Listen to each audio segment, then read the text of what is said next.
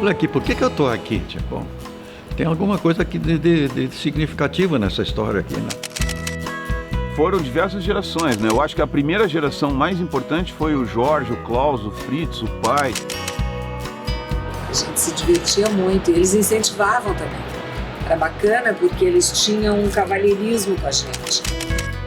Todo banho que tu vai no mar, tu volta a te desafiar a tentar pegar as melhores ondas, te divertir. E isso enche a alma. Desde guri até os 70 e poucos anos que eu ainda via ele surfar, ele tinha o mesmo grito. Que era um grito assim, quando ele via a série vindo, ele dava um grito alto assim para alertar todo mundo. Quando o mosquito do surf te picar, tu nunca mais vai ser o mesmo.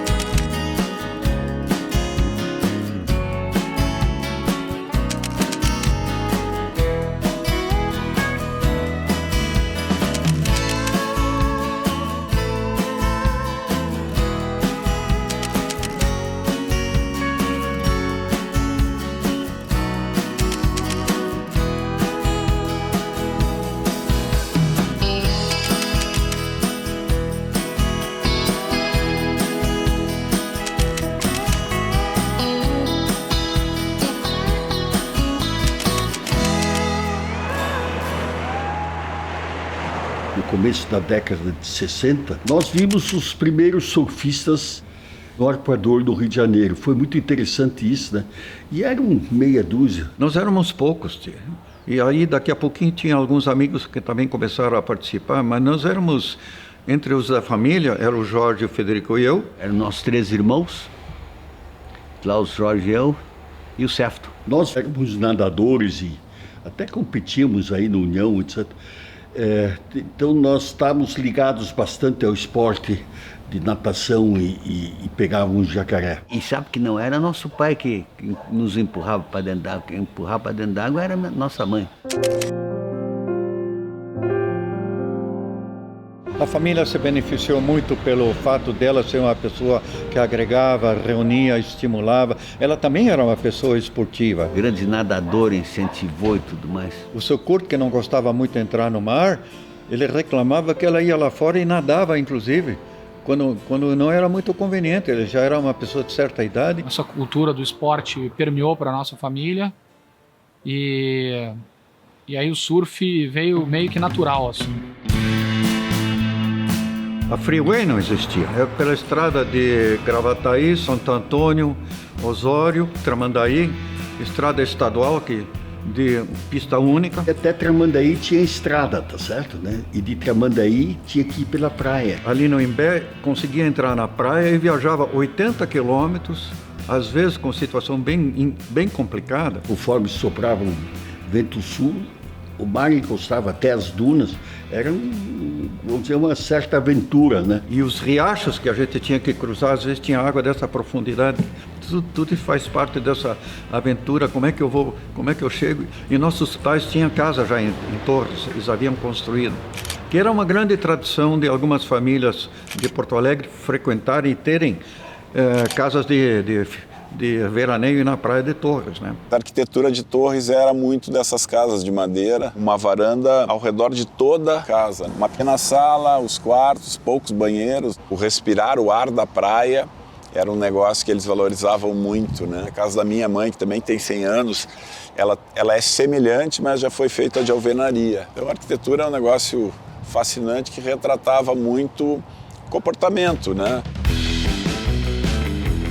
Grenais que havia na Guarita, é um troço impressionante.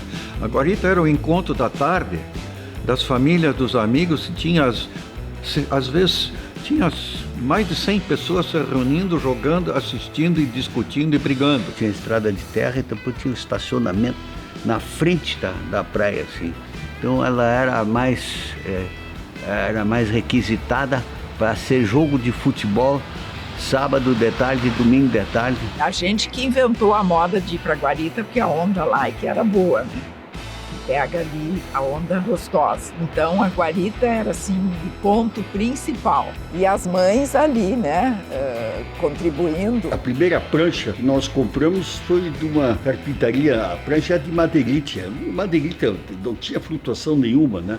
Madeirite original. A turma, quando começou a tentar o surf, é com o Madeirite. Esse é o famoso Madeirite. Interessante que nós compramos essa prancha copiando os cariocas, né? Procuramos aprender um pouco e que nos levou, então, a ver onde é que se conseguia prancha. Nós viajamos para o Rio para ver se conseguíamos comprar e trazer alguma coisa de lá. Ela deve ter uns 8 pés de tamanho, ela tem uma pequena chanfro aqui. Já tinha a curvação que ajudava para fazer o surf. E isso aqui é antes de chegarem as pranchas de surf propriamente ditas, né? Essa Madeirite que eu surfei foi até uma emprestada, ou seja, depois compramos, foi lá no Arpoador, em 63. Apanhamos muito no começo, né, vou dizer, até meio que aprendizado por conta própria, tá certo? Porque no Rio de Janeiro nós íamos para trabalhar, né? Então não tinha muito tempo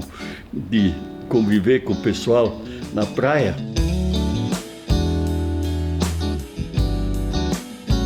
Aprender a surfar dá trabalho e tem que ter, às vezes, para pegar onda maior, tem que ter coragem. Surf, para fazer bem, você tem que dialogar com o mar. Né? Isso é um troço muito interessante, né? Quer dizer, você tem que dialogar com a natureza para entendê-lo plenamente. Eu vou te dizer, levamos 1 ano, 2, 3, eu acho, para conseguir andar um pouco e aprender. Para conseguir a flutuação, nós tínhamos que atingir uma certa velocidade para conseguir subir na prancha, inclusive para poder entrar na onda. Um pé de pato, e aí deixava o joelho na prancha e botavam um pé de pé. Então, assim, é um ensaio de surf, poderia dizer que é próximo de uma alaia. Para subir na prancha, né, com o pé de pato é quase impossível. Né? Nós, depois de ter subido com o pé direito, vamos dizer, né, nós então podíamos colocar outro pé em cima, mas era uma dificuldade enorme. Era um tombo atrás do outro. A gente descia de bico quase sempre, olha, era um desastre. E sempre se lembrando, não existia cordinha naquela época. Olha aí, ela tem 3 longarinas e é a prancha que eu aprendi a surfar também, com piazinho assim, empurrando na guarita. Isso foi lá por 65, 66, né, que nós começamos, né? Quando começou a subir o patamar da qualidade das pranchas, aí nós também começamos a buscar mais. Alguns haviam trazido da Califórnia e nós compramos de segunda mão, terceira mão e começamos a surfar com as pranchas maiores. Essa aqui é a prancha do Klaus, a Jacobs. Os Gerdau tinham umas pranchas fantásticas já na época, né? Eles traziam dos Estados Unidos, que eram as Hansen, as Gordon Smith, várias pranchas de marca, né, que muito interessantes e eram pranchas bem à frente do que a gente estava fazendo, né? No meio da década de 60, o pai apareceu em Atlântida, vindo do Rio, do trabalho dele, que ele trabalhava em banco. Nós já era amigo da família Sefton lá de Porto Alegre, no caso, né? Então, eles foram os primeiros que eu vi com prancha na mão, né? A primeira vez que eu vi uma prancha realmente ao vivo foi com eles. Eu era amigo do Mico. Ele me emprestava, né? Foi as primeiras surfadas que eu dei foi com o Madeirite do Mico, né? 67, 68 por ali. Eu tinha uma turminha assim que era eu, o Pinto Weiler, o Zizo, né? O Zizo da Poian e o Pettini, o Luiz Pettini. A gente fazia ali um bolzinho que a gente, mesmo com corrente de Nordeste, tu conseguia deixar a corrente te puxar um pouquinho, tu pegava uma direitinha, voltava contra a corrente e ele te jogava para lá de novo. Então era um piquinho que eu gostava muito e tinha os tubinhos nos seus dias clássicos. E o Mário Pettini, que era comandante da Varig, ele já estava voando para a Califórnia, para o Havaí, e já estava de olho nas pranchas. E aí ele e o pai se juntaram e começaram a fazer as Pettines, umas pranchas enormes, pesadíssimas, de fibra de vidro. Mas eles não ficaram muito tempo aqui, viu? Os Seftons, né? Acho que foi 2, 3 anos só e eles já se mandaram. E numa dessas, nesse verão, nós migramos para Torres. Foi um salto fantástico, né? A Praia da Guarita tem o início das fugas. Então, conforme o vento, quando vinha o vento norte e nordeste, né? Aí formava um leque que não estava em condições de pegar a onda naquele ponto, né?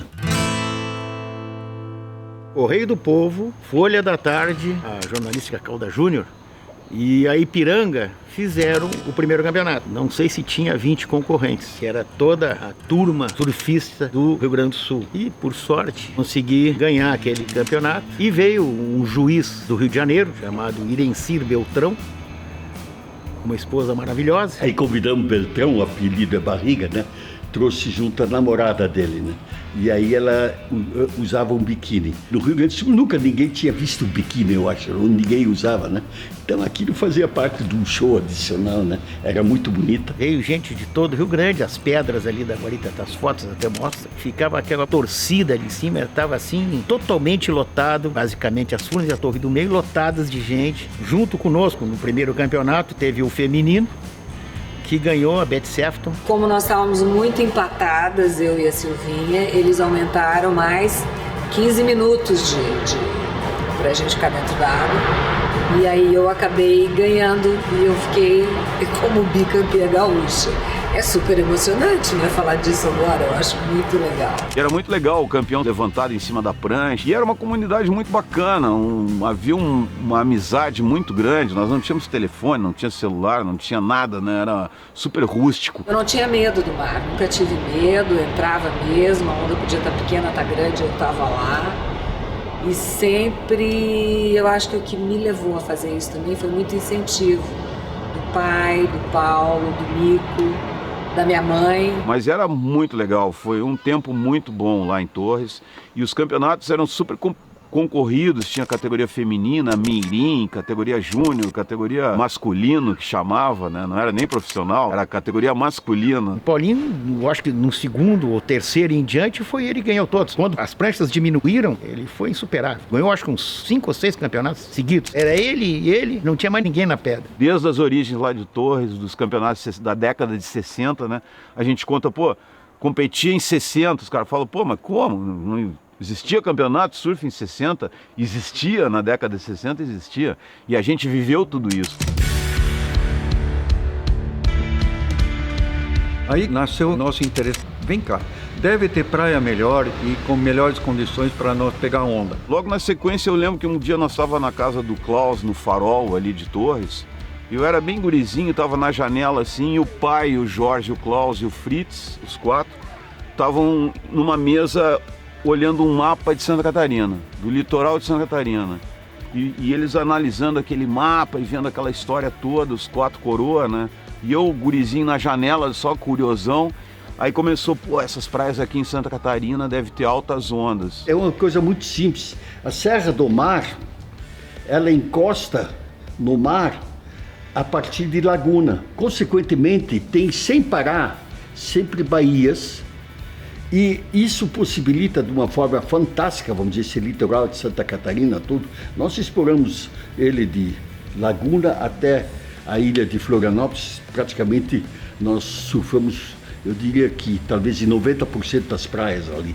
Né? Sempre querendo descobrir qual é a praia melhor ou não, né? E depois começaram os surfares, que a gente chamava, né? Que a gente ia, não era um safari, era um surfari. Nós tivemos viagem que levamos de Torres a Imbituba 8 horas e meia de viagem. Depois que acabava o asfalto da BR-101, tu tinha que ir de cidade em cidade, né? Ia para Morro da Fumaça, Braço do Norte, Tubarão, que a gente ia seguindo o trilho do trem. Era uma viagem longa, muito ruim também, não havia 101 para chegar lá nas praias de Santa. Muito atoleiro, e tinha que ser braço, porque a direção era meio folgada e tudo mais. Quando nós chegávamos lá, um bom tempo a gente perdia nas oficinas de automóvel, né? Porque era um amortecedor quebrado, alguma mola, sempre os carros sofriam muito, né? Comia muito chiclete no carro com o pai, porque o tanque da Vemaguete era embaixo. E nesses trechos de estrada que estavam construindo era muita brita. Aí a brita pulava e furava o tanque. Então a gente sempre tinha um chiclete na boca para tapar o furo do tanque. Eu cansei de atolar lá. E ainda bem que nós éramos vários, a turma tinha como empurrar os carros e sair do atoleiro. As primeiras trips era Cinca Chambord, Aero Willis e DKV. É vontade de fazer coisa diferente. Em Bituba eu me lembro muito bem do Hotel do Moreira. E o Moreira era um personagem sinistro. A gente dizia que ele era um fantasma, porque ele era meio corcunda, ele fazia uma cara assim horrorosa e andava por aqueles corredores do hotel, né, que era muito simples, muito simples. A minha mãe nasceu em Santa Catarina, justamente em Imbituba, né? Então Eu conheço Imbituba praticamente a vida inteira, né? O surf mesmo em Imbituba só começou em 67, né? Fritz, o Jorge e o Klaus que chegaram junto com o Fernando Sefton em Imbituba em busca das ondas do local, né? A vila, ali que era o primeiro local que a gente surfou lá. Não tinha roupa de borracha, não tinha cordinha, parafina era uma vela, né? Eu lembro da gente caindo e meus pais caindo. O Jorge disse que lembra dos caldos até hoje, dos caldos que ele tomou na vila, né? Caldos feios. Porque a vila, quando tá grande, já é uma responsa. O meu irmão Klaus chegou a quebrar uma prancha lá, com a onda quebrando.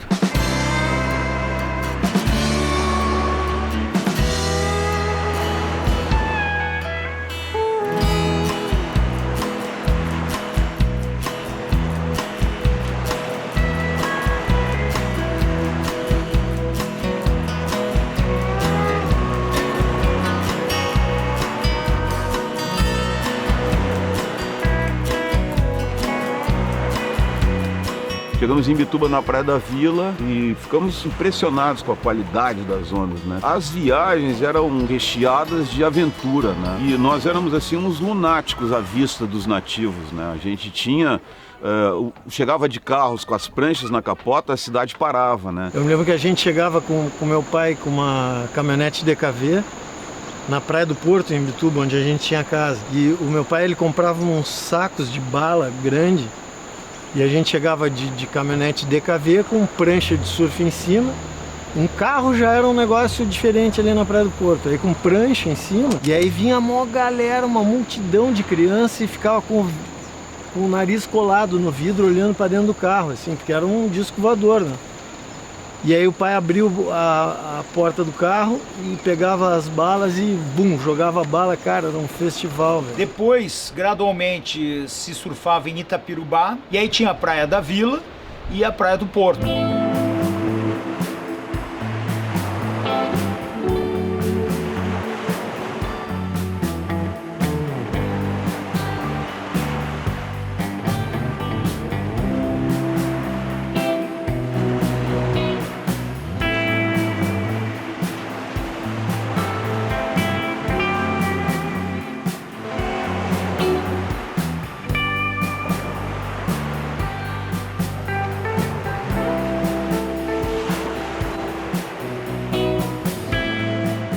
Dava muita onda ali na Praia dos Nativos. O Johan Pietro tinha um caso no canto do Nativos da Praia do Porto. E quando começaram a expandir o mole, mudou a correnteza, mudou tudo e o mar encheu.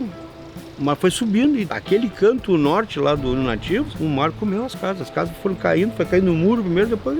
E aí entrou esse personagem, o seu Pudico, que era um senhorzinho muito original, né? Que nos fazia dar grandes risadas e vinha com os dizeres dele, assim, de pessoal do interior, de Santa Catarina, sua sabedoria. Era um prazer ficar conversando com ele. Que era um nativão de Imbituba, que era um velhinho que andava de suspensório, assim, um chapeuzinho, uma bengalinha. E ele viu que meu pai adorava surfar e curtia a praia, e ele falou, não, vem comigo que eu vou te levar numas praias que tu vai ficar louco. Aparecia os cariocas, que até tem, né, já registros, inclusive essa galera vindo do Rio, mas é um pouquinho depois... Que eles também descobriram, eles ficaram sabendo que eram os melhores que tinham, porque eles iam pegar as melhores... Realmente, aqui tem onda melhor que Rio de Janeiro. Ficou o André de Bias, Daniel, ficavam lá em casa, lá em Torres. O que a gente fazia era salsicha e ovo, só que não sabia fazer mais nada e... Salsicha, ovo, sanduíche e tal. E passamos 4 ou 5 dias na Praia Vermelha sozinho. Então a gente dali ia pro Rosa a pé e voltava, pegava a onda de Nordeste, de Sul. Não tinha telefone, não tinha televisão, nem rádio, nada, nem jornal, nada. Era passar o dia na praia, caminhando, ficar um amigo dos pescadores, é claro, a única que passava por ali. Então era digamos assim, uma realidade completamente diferente do que a gente tinha lá em Porto Alegre. E aí, nesse meio tempo, vamos dizer, tem um gap de desenvolvimento, quer dizer, se começa a chegar em Santa Catarina, mas Torres continua existindo.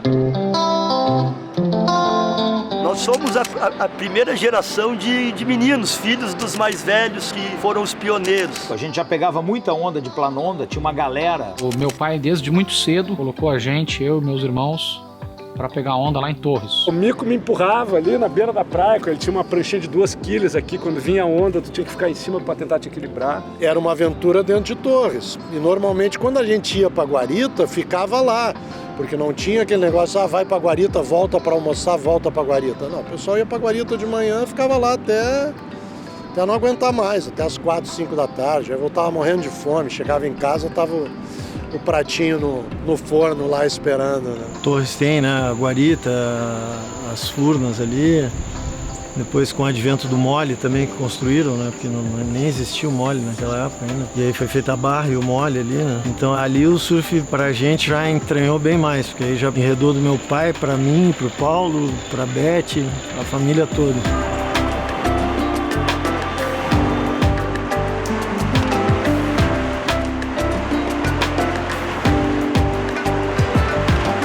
Era tudo piá lá, veraneando em Torres, sendo as ondinhas e o pessoal da primeira geração, assim, os mais representativos, a gente ficou tudo com vontade de surfar. E aí o pai comprou uma prancha longboard para os 3, pesado, e o Dirceu Silva, na época, tinha loja e trouxe as primeiras pranchas. Ele ensinou ali como é que saltava e pulava, como é que dava o pulinho para ficar de pé na prancha. E a gente achou muito pesado. Aí ele disse, vocês são 3 aí, carrega os 3 para praia. A nossa casa era ali perto da Praça dos Cavalos, onde é que tem o hotel ali, bem na cara da Praia Grande. E uma hora eu estava andando ali de tarde e eu vi o pessoal, 3 caras lá fora no mar, mas lá fora mesmo. Eu digo, olha lá, os caras estão lá fora, não sei o quê. E aí eu vi um pegar uma onda, vim vindo, caiu, perdeu a prancha veio vindo. Quando eu fui, eu me cantei com aquilo. Quando chegou era o Jorge e o Vampeta. E eram os 3 irmãos que estavam pegando lá. Primeira vez foi na Praia da Cal, em 72, final de 72, eu e meu irmão Ricardo Barroso, Calé. Nós ganhamos 2 São Conrados de Natal, cada uma. E surfamos na direita da Cal, aquela do final, quase com a divisa com o Morro da Prainha. Eu nunca me esqueci desse dia, porque foi um dia assim que mudou a minha vida para sempre, né? Quebrava as esquerdas atrás da furna ali, da Guarita, e tu ia na esquerda, quebrou muita prancha ali. Comecei praticamente 4, 5 anos, eu me lembro lá, com meu pai me empurrando na prancha enorme. E aí ficava em pé e aquilo, né? Aí com o tempo, e não tinha pranchas menores, então a opção para gurizada na minha idade, 5, 6, 7 anos, era a planonda, que era de isopor. Te assava inteiro, aí depois botava capa na planonda, chegava até a botar umas quilhazinhas. E aí eu aprendi a surfar mesmo na planonda, porque era bem leve, a gente, pequeno.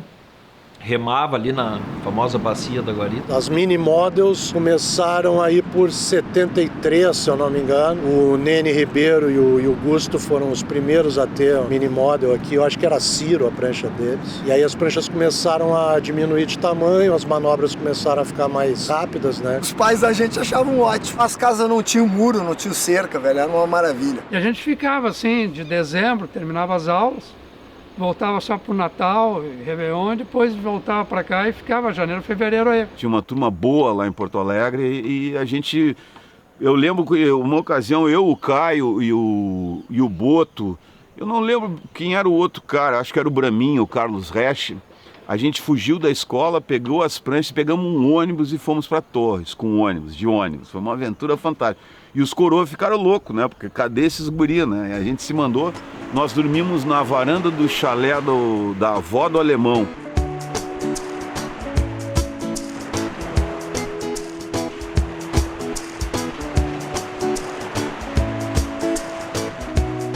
Aí acordava, nem dormia, esperava o sol nascer, surfava e aí dormia ali nas pedras da Guarita ali no meio. Aí acordava com a praia lotada, maior social, neguinho farofado, assim, acordando, babando. A galera olhava e falava, nossa. O surfista tinha uma imagem não muito boa, né? Porque tinha muita gente que surfava e o surf profissional era pequeno, praticamente não existia. Então quem ficava muito na praia tinha uma imagem não tão boa, que só queria surfar e tal. A gente é considerado... Vagabundo é bonzinho, né? É considerado marginal mesmo, né? Meu pai gostava que o filho fosse surfista. As namoradas a gente tinha que namorar escondido, né? Tinha que namorar escondido. Sempre surfista, A menina dizia que tu era surfista, o pai olhava e dizia, pelo amor de Deus. Dormia na praia, acampava na vila, dormia naquele salva-vidas da vila, tinha um salva-vidas de madeira. Nós gostávamos de dormir ali em cima de sleep, né? E aí tu só acordava com o sol e já... Na época era psicodélica, era a época dos hippies, o pessoal usava esse chá de cogumelo, essas coisas. O negócio era meio alucinógeno, né? Eu me lembro de uma época que Torres começou a despirocar um monte de gente, que a galera começou a ir para a Europa e trazer uns ácidos, e aí ninguém tomava e não voltava. Mas ele é um esporte maravilhoso, um esporte de união, é uma terapia na natureza quando tu entra no mar, né?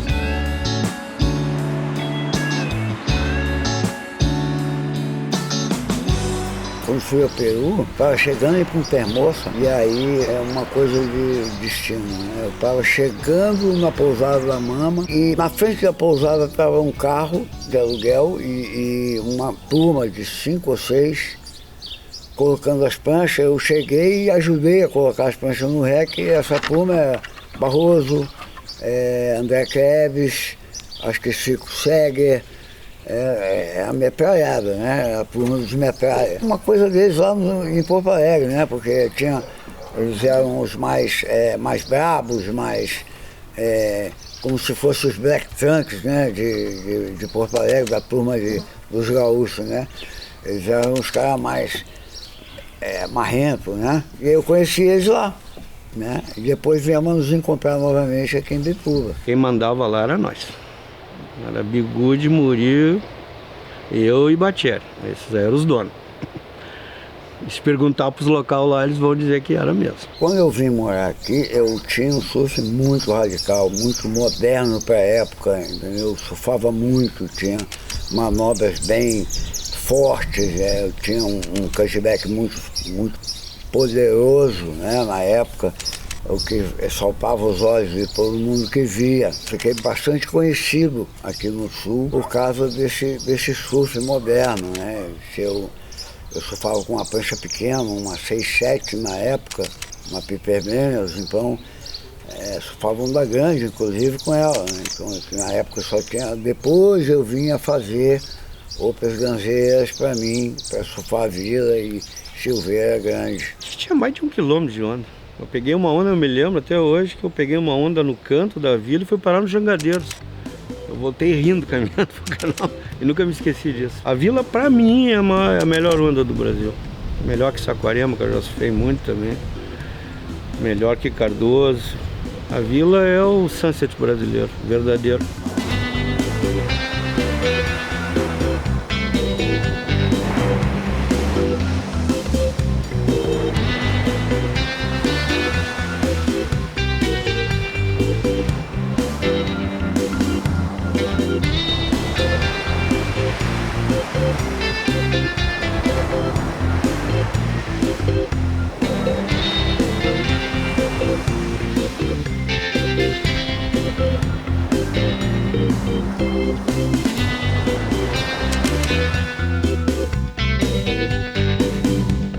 Começou com a loja de surf lá no Anjo Azul, com a Nereida Daut, pioneira, né? Como surfista mulher, né? Todo mundo achava que a gente era louco, né? O que vai fazer uma loja de surf em Porto Alegre, né? E eu acho que isso foi um marco realmente, assim. E tinha o skate acoplado, né? Porque o skate não deixava de ser um surf no asfalto, né? Era diferente o surf, né? Antes. A loja lá explodiu, assim, em 2 meses ela tava... Aí eu e o João levamos ela pra fora, criamos uma Salt Shore, né? Então a gente mantinha a loja, eu estava em São Paulo, ele estava aqui, a gente se encontrava, eu seguia junto, ia fazer compra, vinha contrabandeando coisa de tudo que era canto para poder vender, porque não tinha nada. E a gente foi desenvolvendo muita coisa, desde cordinha, calção, no fim a gente acabou fabricando porque não existia nada no mercado. Nós nunca pensamos em ser o empresário de moda surf, não, aquilo era um caminho para nossas viagens, né? Os caras saírem de Kombi, de Porto Alegre, chegar até a Califórnia, os caras são os heróis, cara. A gente saiu aqui pela ponte do Guaíba, né? Cruzamos ali na ponte, né? Nos pararam, logicamente, né? Kombi de surfista, cabeludo, não sei o que, pá. Mas vem cá, tio, onde é que vocês vão, né? Nós vamos pra Califórnia. pra Califórnia da Canção, mas que lindo, né, tia?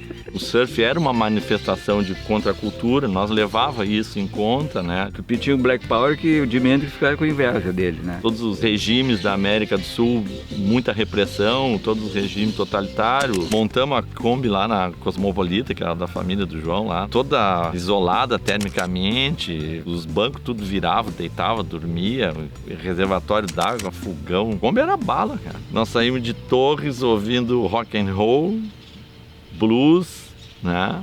E voltamos ouvindo reggae, salsa, merengue.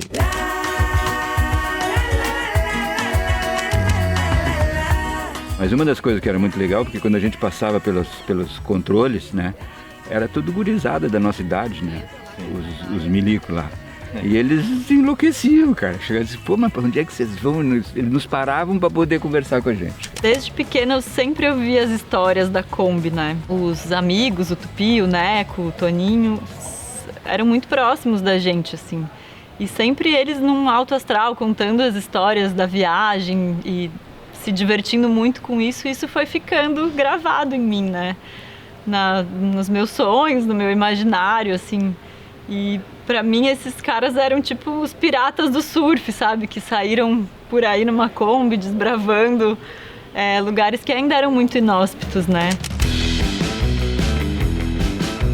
E aí eu fiz o primeiro filme de surf amador, na época no Brasil, né? Em Super 8, 2 rolos de 40 minutos. Juntava com os filmes daqui, que eu tinha filmado, aqui no Torres, Santa Catarina e tal. Uma parte nacional e outra parte internacional, que eram resultado dessas viagens, né?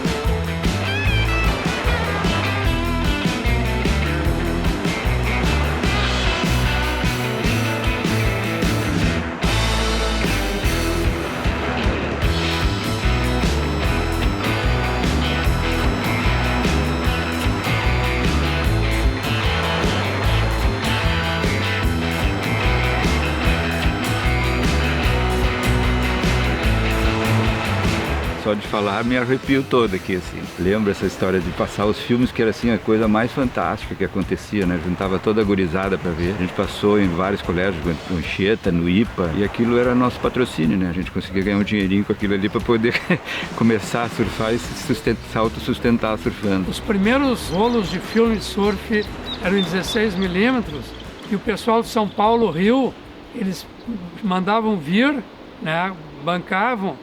Mas daí, para se ressarcir dos custos, eles alugavam para outras cidades, Porto Alegre, Florianópolis, acredito. Chegava o rolo no avião, marcava de noite para ver, porque no outro dia tinha que devolver o rolo. E era um programa, uma sensação, porque a gente via as ondas do Havaí com qualidade, né? Não eram só revistas, via em movimento aquilo, o pessoal com as pranchas de monoquilha, que a gente tinha na época, era o que existia, e isso entusiasmava a gente conhecer esses lugares, né? Peru, Peru é mais antigo o surf lá do que aqui, ia com uma mochila, uma prancha, e dentro da mochila tinha uma câmera Super 8, e tudo que é lugar que tinha surf eu filmava, a cidadezinha, o pico.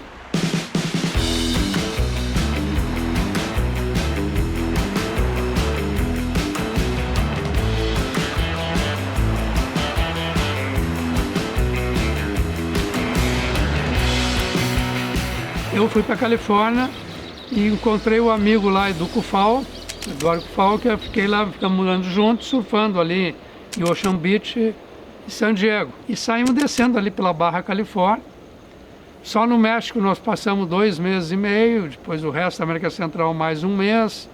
E aí fomos descendo, onde tinha surf a gente parava. Eu com a venda dos ingressos, passando trilha de sol nos colégios, nos teatrinhos e tal. Fui até São Paulo, Rio, Caxias, passando filme. Com aquele dinheiro que eu arrecadei, aí eu fiz essa viagem. Dinheiro eu tinha que levar à vista, não tinha cartão de crédito. Muita dificuldade na época, mas o que fez a gente ir era o amor pelo esporte e pela aventura, né? Os pais é que se preocupavam muito, né? Meu pai fez uma promessa que se eu chegasse vivo, ele ia até o túmulo do Padre Royce em São Leopoldo a pé. E ele cumpriu, depois teve que cumprir.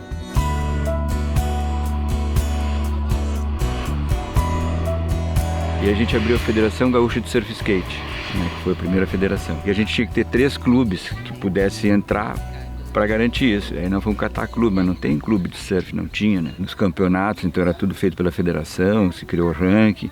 E a gente fazia as duas coisas, tanto de surf como de skate.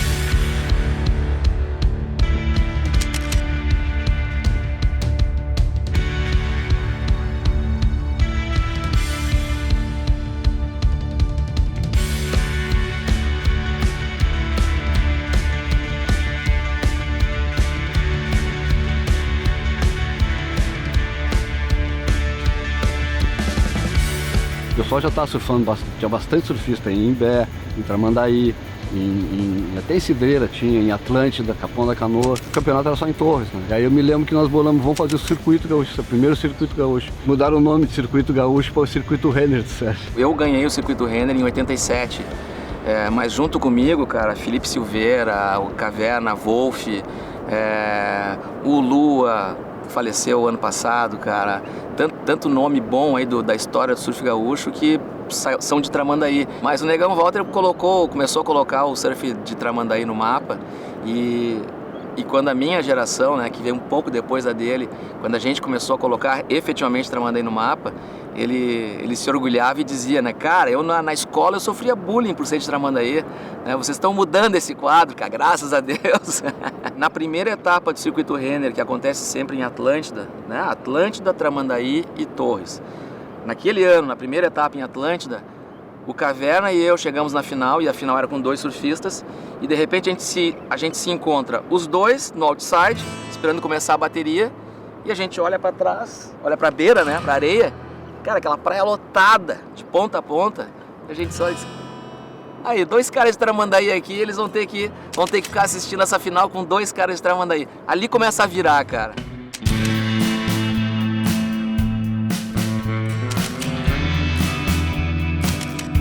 Quando eu tava engatinhando ali nas competições, tinha aqueles nomes, né? Uma galera que ganhava os eventos e que me serviam de inspiração. E todos eles meio inalcançáveis, né? As estrelas. Mas tinha um cara que era tão bom quanto, ou provavelmente até melhor que todos eles, que era o cara mais gente boa, velho, que acolhia todo mundo e assim, eu me sentia especialmente acolhido por ele, adorava o surf dele, eu me inspirava nele, é um cara que me marcou muito naquela época, que é o Geraldo Ritter. A gente era irmão quase que gêmeo, né? 1 ano e meio mais moço que eu, o Boto, né? Então a gente tinha os mesmos amigos, a gente interagia muito, né? A gente curtia, a gente vinha junto pro surfares. Enfim, era um brother realmente que eu curtia muito bastante ele. Perdemos vários amigos no caminho aí, né, em acidentes de carro, que a gente lembra, nas estradas, principalmente para Santa Catarina aí, né, Geraldo Ritter, né, aí isso vai enumerar, nem vale a pena aqui que vai ficar triste aqui. O Boto era, cara, pensa num cara de boa praça, sempre sorrindo, de bom humor e talvez o mais importante, que parece natural para mim quando eu lembro, mas cara, não é assim com todo mundo. Ele acolhia. Volta e meia eu sonho com ele ainda. Impressionante. Já fazem 35 anos.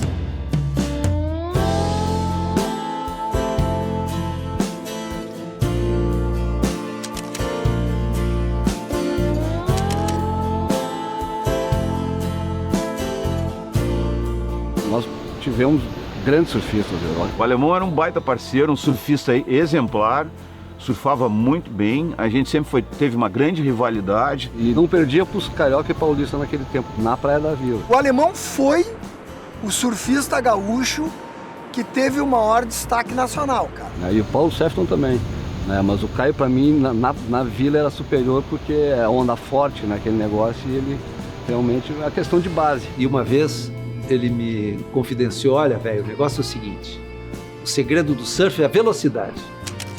Se você conseguir velocidade, tu faz qualquer manobra, qualquer coisa. Tu tem que conseguir velocidade. E ele dava muita impulsão, por isso que ele fazia essas manobras, porque ele jogava de borda e fazia muita pressão. Ele já veio do mundo das pranchas menores, que era um outro tipo de maneira de surfar. Ele estava no Havaí há muito tempo, o pai e a mãe dele me chamaram assim, vem cá, não dá pra tu buscar esse cara lá no Havaí? Aí eu fui até o Havaí atrás do alemão. Bonitão, ele, né? Loiro, magrão, bacana. E tinha agarrado a mulher, no Heriberto, de alguém ali, um daqueles casca grossa do Havaí. E os caras descobriram. Nós estávamos indo para o aeroporto, quando nós chegamos no aeroporto, não vou sair daqui numa boa. Rolou a pancadaria do cão na porta do aeroporto, se não fosse lá os guardinhas, não sei o quê, apartar, não sei se a gente estava inteiro. Surfava muito bem, é um grande surfista. Depois eu vi quem eu gostei muito que fazia isso, era o Tuca depois. E o Caio foi técnico do Tuca, por coincidência, tá vendo? O Tuca, o Pedra. Um ano de surf eu já estava competindo, depois fui campeão gaúcho, comecei os campeonatos aqui da ST, né? Depois comecei a correr o gaúcho e tal, fui campeão gaúcho. No WCT competi 4 anos e foi uma experiência muito boa, né? Porque é elite do surf mundial, competia com os meus ídolos, né? Marco Quilupo, Kelly Slater, Fábio Gouveia, Teco Padarates, Peterson Rosa, essa turma que eu competia quando eu era amador, e foi muito bom a gente poder estar junto com eles lá. Pra mim foi como se fosse um título mundial, né? Me classificar pro WCT, então foi um marco na minha carreira, né?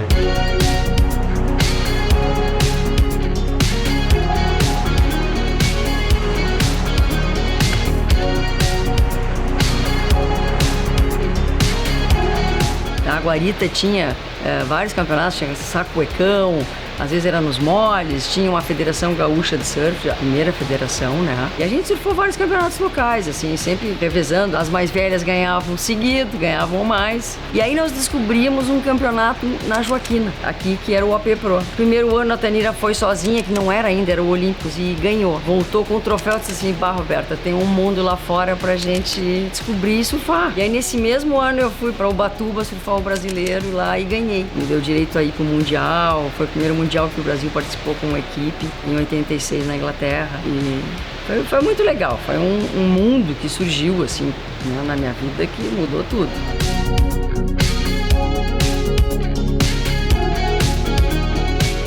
Essa rivalidade que a gente tinha é que fez a evolução do surf. É difícil dizer, pô, mas aquela rivalidade lá de trás é que evoluiu, é que proporcionou técnica, evolução. Sim, foi. Existia uma rixa muito grande na época dos campeonatos em Santa Catarina, e isso aí nos poliu muito, né? Deu muita qualidade no surf, foi uma busca incessante de aperfeiçoamento, de superação e de ganhar campeonatos, né? A meta era ser campeão. Eu tinha ficado algum tempo mais locado aqui em Garopaba do que em Bituba, principalmente por causa do mergulho. Eu gostava muito de fazer mergulho, né, caça submarina. Eu já fui instrutor de mergulho. Os gaúchos conheciam bem Bituba porque os que mergulhavam, os gaúchos de Porto Alegre que mergulhavam, já iam muito para Imbituba. Eu mesmo conheci vários gaúchos. Como a gente era gaúcho, a gente só praticava o surf no verão, certo? Ia férias de verão. E eu morando aqui, quando eu vim morar aqui, eu disse: opa, mas as melhores ondas estão no inverno. Não tinha muito feriado, então, mas não se vinha tanto à praia no inverno. Depois também foi evoluindo os equipamentos, ter roupa de borracha que não tinha, aí a gente começava a conseguir aproveitar o inverno, que tem mais onda, né? E aí bateu o frio, e aí que começa essa história de fazer essas roupas, primeiro para me proteger, né? Para mim não morrer com hipotermia, né? E esses caras: pô, faz uma pra mim também, porque eu tinha feito pra mim. Quando eu vi, eu tava metido num business. Eu comecei a shapear por necessidade, né? Porque na década de 70 era muito caro uma prancha, encomendar uma prancha. E também para entender como é que é a funcionalidade da prancha. E se tornou uma paixão para mim, né? Eu faço por amor, né? Hoje em dia eu sou um handshaper, né? Continuo fazendo à mão. Nunca vai fazer uma prancha igual a outra, nem Dick Brewer, nem ninguém nunca fez. Não existe uma prancha igual a outra. Então é uma simbiose do astral que o shaper tá, para quem ele vai fazer. Hoje em dia tem muito estudo, cara olha o peso, a altura, o jeito que o cara surfa, olha os vídeos, tudo, mas naquele tempo o cara olhava pra ti, via tu pegar 2 ondas e fazia a prancha. E o Fumaça também quis ficar sócio. Vamos fazer a fábrica junto, nós todo mundo. Vamos, né? A gente é tudo garotão, né? 20 anos, 19, 21, e aí começamos a fazer. O nome da prancha era Tropical Pura Vida. Aí o Fumaça, como o Fumaça era um cara muito esperto, ele falou: não dá para ser os dois nomes, tem que criar uma marca, uma só, ou é Tropical ou é Pura Vida. Aí eu na hora falei: é Pura Vida. Tinha um profissionalizante na minha época, eu era obrigado a fazer um deles, e tinha fotografia com um laboratório incrível no Chile. E aí eu comecei lá. E aí não parei mais de fotografar. Trabalhei com a Fluir, com fotos de surf, trabalhei com a Casa Vogue, fazendo fotos de arquitetura.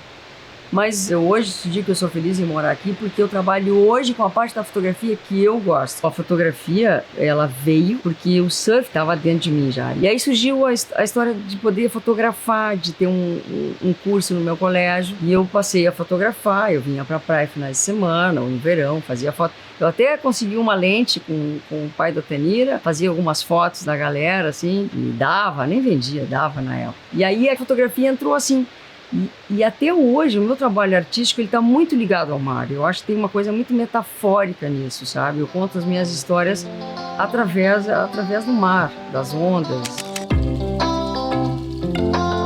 Na metade dos anos 70, nós todos guris aí com 15 anos, 16 anos, flertávamos, namorávamos a Ilha dos Lobos, vendo aquela onda que não tinha em nenhum lugar no Brasil. Só que literalmente com um amor platônico era uma onda inalcançável. Para nós não tinha como chegar fisicamente lá. Mas no início dos anos 80, a gente começou a conseguir convencer o capitão de uma traineira, que era um menino mais, inconsequente do que os outros pescadores, a sair num dia de ressaca. Coisa que eles tinham verdadeiro pânico e vararam a arrebentação lá na Foz do Mampituba em situação assim de limite, quase o barco virando, passava e tudo gritando lá dentro e o pescador dando motor e lá fomos. Essa aventura antecede mais ou menos 20 anos ao que os outros surfistas aqui da região fizeram com muita maestria, que foi surfar aquilo lá no início dos anos 2000, com um tow-in e com uma performance e outra. Eu estou te contando a história, não é de performance, é a história da loucura. Como quebrar o amor platônico e transformar numa realidade. A realidade foi conseguida tocar na ilha em início dos anos 80. Não tinha como chegar lá assim, tinha no braço. Aí depois começou o jet ski, e aí o dado acho que foi de jet, de lancha, aí começou. Eu tive um inflável, surfei... Eu e o Rodrigo, meu cunhado, Digo, nós surfamos, uns 10 anos a ilha direto. Zeca começou a pegar onda de jet numa promoção da Dado Beer. Nós demos um jet ski e aí começou a pegar as ondas grandes lá na ilha.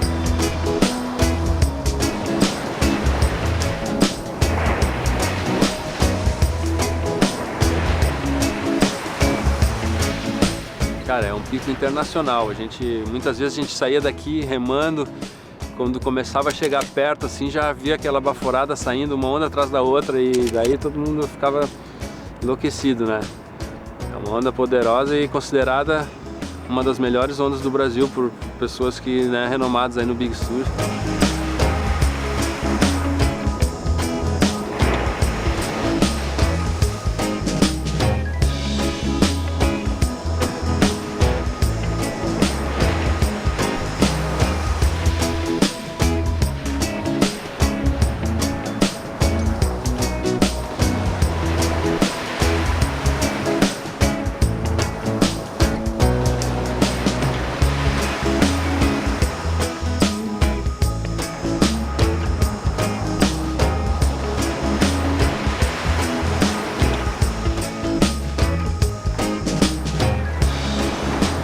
Hoje os caras têm fotos de 12 pés, 15 pés, mas o nosso máximo que a gente via na época, 6 a 8 pés, que já era um absurdo, era quase que uma onda da Praia da Vila, em Bituba, que seria nosso pico em termos de onda grande aqui no sul, só que completamente tubular. Rolou um swell para mim lá que foi histórico, foi um dia maior e mais perfeito que eu já vi e surfei na ilha.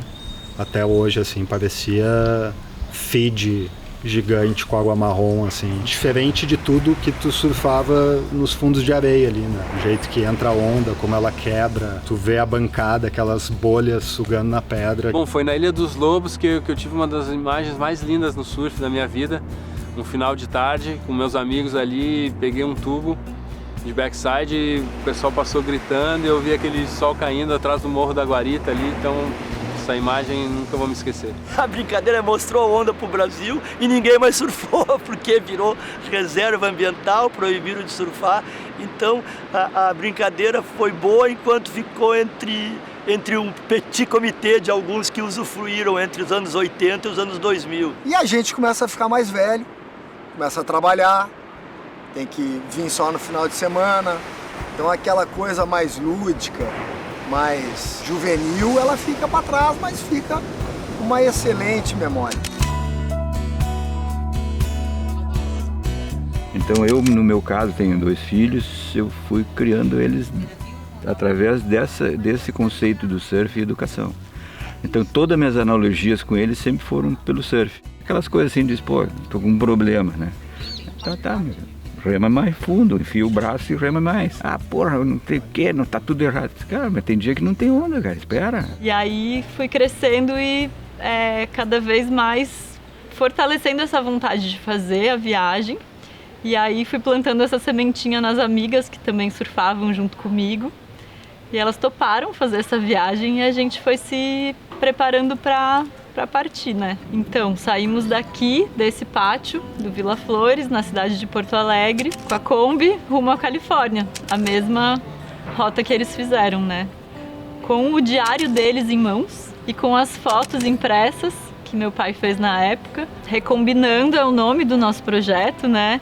Que é essa releitura da viagem de 4 surfistas homens que na década de 70, a época da contracultura, foram pela América Latina para conhecer as ondas e as culturas que ainda não conheciam, né? Só viam nas revistas, nos filmes de surf. Mas sendo 3 mulheres, uma delas com uma filha de 2 anos e meio, né? Com muito apoio também dos nossos maridos, companheiros, mas com essa força feminina de não só ir surfando, mas também realizando ações sociais e educativas nas comunidades por onde a gente passou. Até, por exemplo, uma outra comunidade em El Salvador também, onde tinham pessoas que tinham ido para perto do mar pela primeira vez, nunca tinham surfado, e depois disso eles fizeram uma serenata pra gente com todas as músicas típicas salvadorenhas. Foi muito emocionante, assim. A gente tem um grupo muito legal que chama Dreamcatchers. Quem são as Dreamcatchers? São exatamente as amigas que surfavam em Torres no início, que é exatamente a Cláudia Araújo Santos, a Cristiane Henke, que é a Kita, a Silvana Valentim, a Cris Johan Peter, a Tenira e eu. E o que a gente faz? A gente se reuniu há uns 6 anos atrás, eu acho, aqui numa pizzaria, e nos encontramos algumas, e a Cláudia disse, pô, por que a gente não volta a surfar, se divertir como antigamente, né? A gente está aí já com as famílias montadas, trabalho, já está tudo meio organizado. Não seria legal sair uma semana por ano? E aí a partir daí surgiu a primeira viagem que foi para Portugal. El Salvador tem uma constância de onda incrível, a gente já foi mais de uma vez.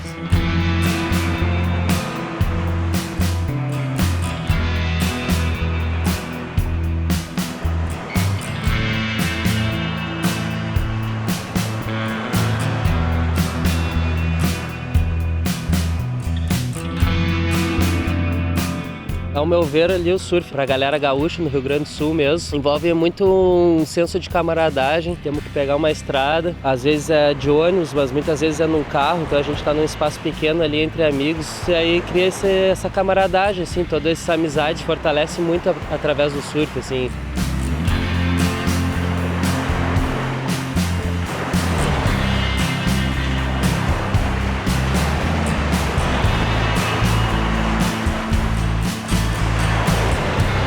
Essa exploração atrás dessas ondas, a gente acaba conhecendo muitas culturas diferentes, né? Pacasmayo é uma onda bem peculiar, assim, porque ela exige muito do físico da gente, porque é muito longa, tem uma corrente muito forte, então é uma remadeira sem fim, às vezes é uma questão de segundos, assim, e a gente consegue pegar uma onda que faz toda a diferença no dia da gente, né?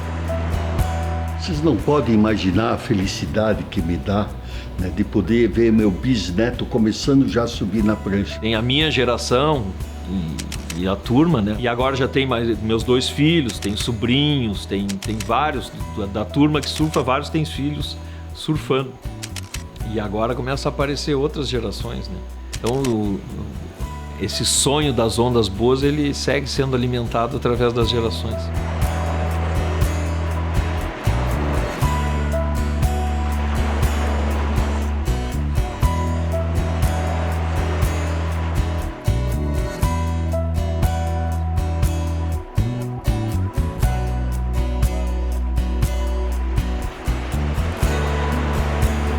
Sweet and silent thoughts that take you back to things of past. Could be a girl you used to know,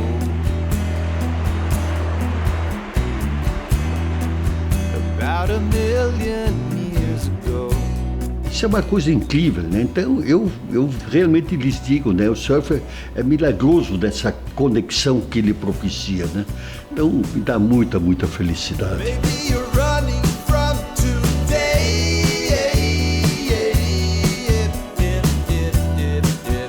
Hey, don't worry, that's okay. A childhood feeling deep inside about a simple time. Deep down you know what life's about.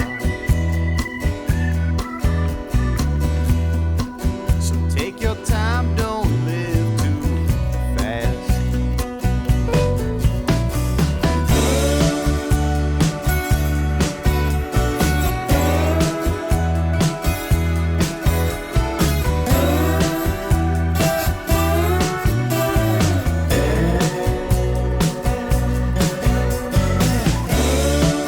A gente se exibe um pouco, né? Acontece também, né?